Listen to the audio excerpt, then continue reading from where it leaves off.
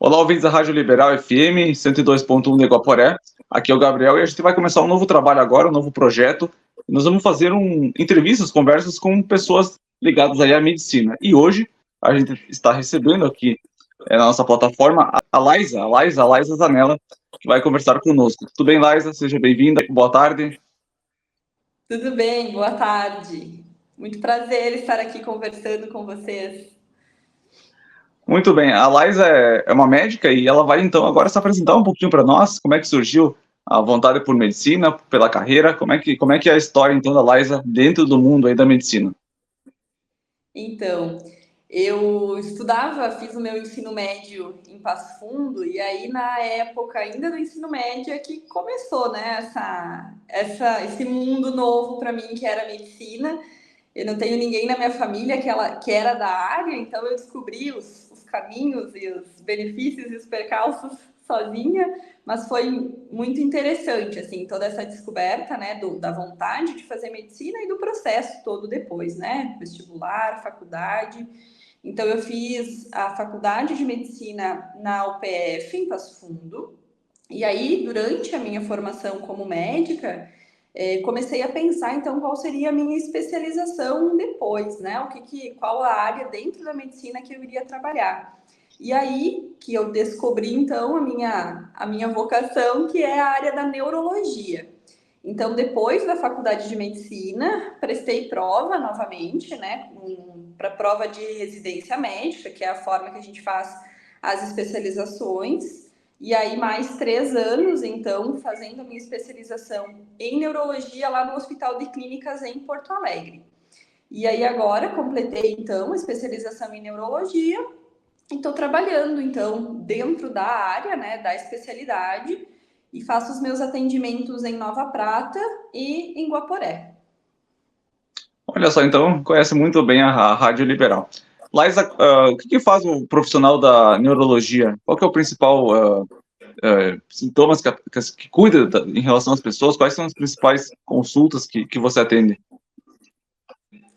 Então, eu atendo, na grande maioria são pacientes adultos, né? E as principais queixas que são trazidas para mim no consultório são queixas relacionadas à questão de memória, né? Muitas pessoas que têm dificuldade, queixas, problemas de memória. Pessoas que têm dificuldade na parte dos movimentos, isso também é um neurologista que cuida, né? Perda de movimento, seja por AVCs ou por outras condições.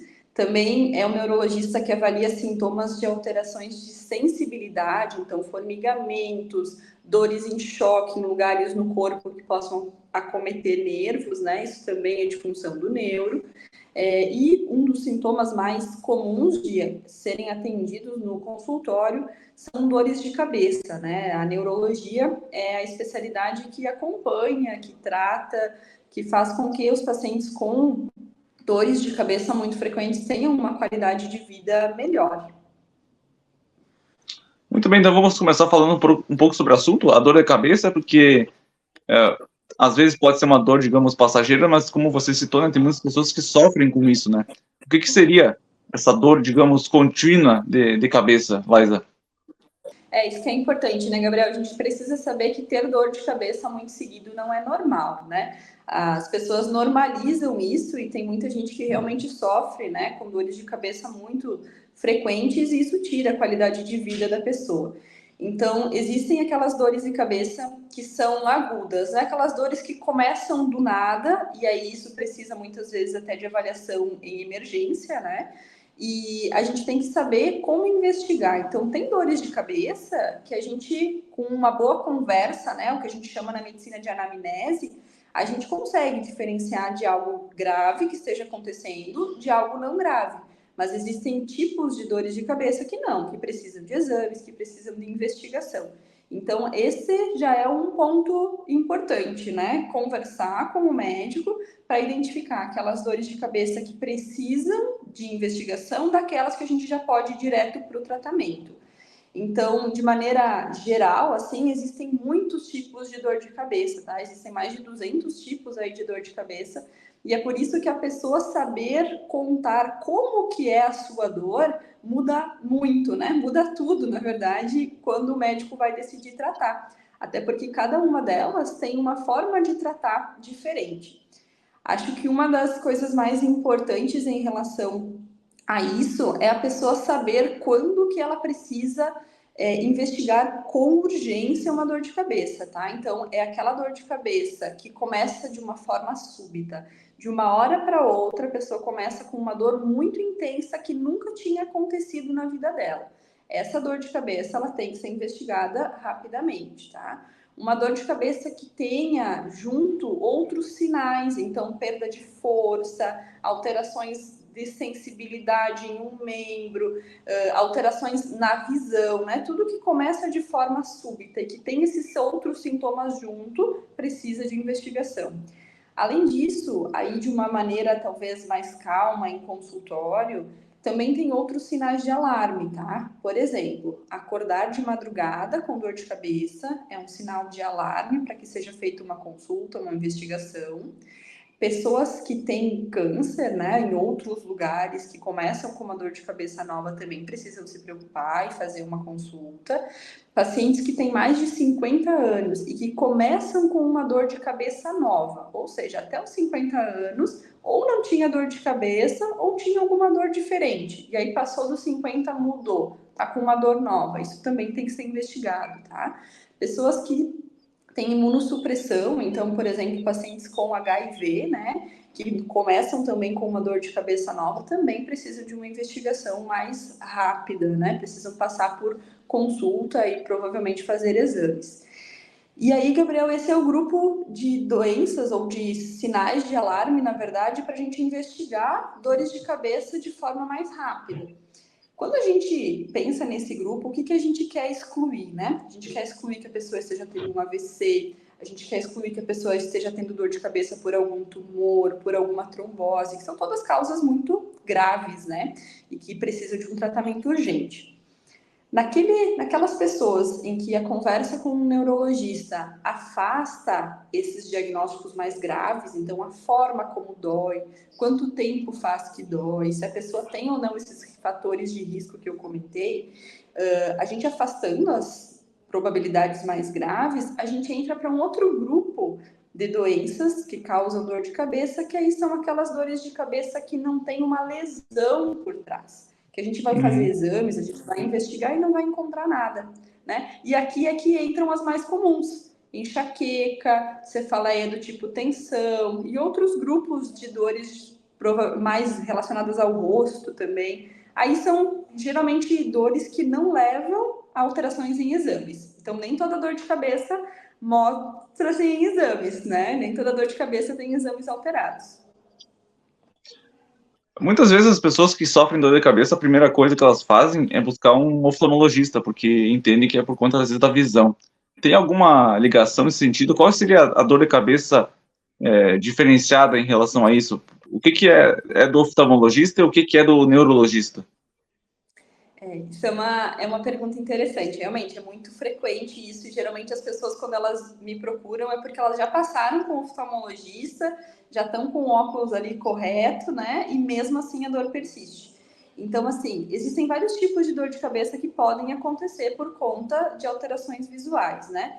Mas o mais comum é o que a gente chama de cefaleia do tipo tensão, ou seja, é uma dor de cabeça geralmente na região mais frontal. É uma dor de cabeça que a pessoa sente que está, né, ali forçando a visão, que ela está com a dificuldade visual, que acontece mais quando ela se expõe, então, a telas, né, que precisa olhar, que precisa fixar melhor, então tem esse desencadeante a mais.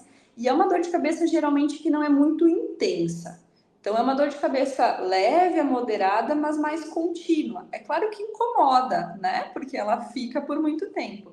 Mas é uma dor de cabeça que não tem aqueles picos muito altos, que não precisa usar remédio muito frequente, né? Então, tem essas diferenças. Mas o bom é sempre estar com uma avaliação com o oftalmologista em dia, né? Para depois passar com o neurologista e fazer uma revisão mais ampla. Em relação nesse assunto, quais são os procedimentos em relação a dores de cabeça? Claro, você citou, são mais de 200 tipos de dores de cabeça, alguns talvez são mais frequentes, mas como é que funcionam os procedimentos? Tem um tempo? Tem que ficar, digamos, indo pouco a pouco no neurologista? Como é que funciona esse convívio com a dor de cabeça e tentar impedir, então, através de remédios? Como é que funciona esse tratamento, esse procedimento, Liza?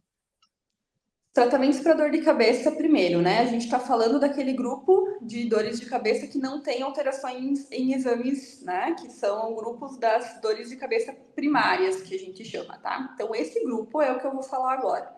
Esse grupo, ele tem dois tipos de tratamento. O tratamento da dor em si, ou seja, daquela crise de dor de cabeça. A pessoa tem que ter uma medicação para que quando tenha dor de cabeça, consiga resolver a sua crise, tá? Esse é o tratamento de crise da dor de cabeça. E a segundo pilar do tratamento para quem tem dor de cabeça é o tratamento de prevenção de crises. Então, é o tratamento profilático que a gente chama. E aqui, para o tratamento profilático, existem diversas opções de medicamentos de uso contínuo.